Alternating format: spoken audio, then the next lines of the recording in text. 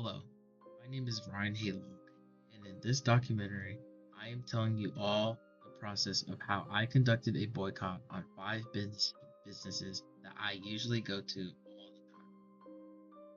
The five businesses that I boycotted were Nike, Starbucks, McDonald's, Walmart, and H&M.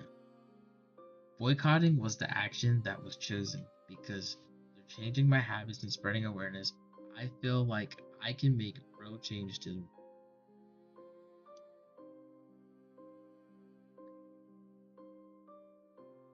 Some of the issues that I am addressing through this boycott include the exploitation of laborers in foreign countries and the environmental damage that these companies did. These giant poor countries take advantage of other smaller countries when it comes to using their resources, whether it is through the harvest of these resources or the cheap labor to obtain them. Many Fortune 500 companies take advantage of the citizens of these smaller countries by having factories being built there that not only harm the pollution but also provide cheap labor that disrupts the local economy. I chose to address these issues because all my life I have never liked the practices of these larger countries and businesses when it comes to making profit. Many of these companies will do almost whatever it takes to gain an edge, even at the expense of other human lives. These business owners will gladly cause pollution in other countries and pretend that they didn't know the consequences of their factors in the long term in order to escape any. In my experience, these businesses almost always seem to get away with these actions. Even if they are penalized, it's usually a fine that is nothing to these larger corporations and companies. The money will probably be made back in the by taking a stand or boycotting them. I can act against them in a way that I hope inspires others.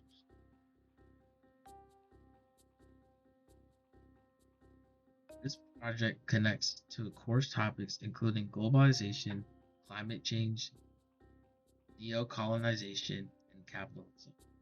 Many of these companies are able to take advantage of countries that were former colonies and exploit their need for laborers.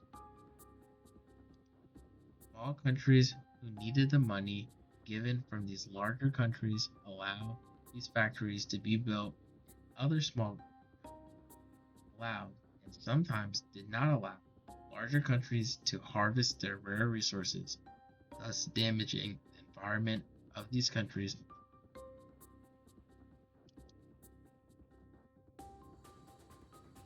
Looking back at the 6 weeks that have passed during this boycott, I felt very determined at the beginning.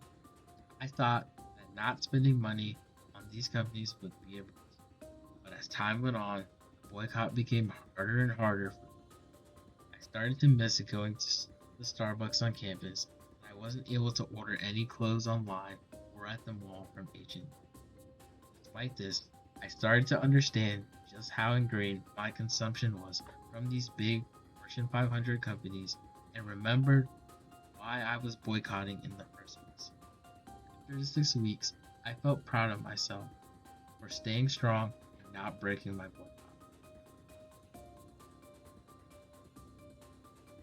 My main takeaway from this experience is that even though I was alone in this specific boycott, I feel that enough people participating in this kind of action can bring upon change in the world.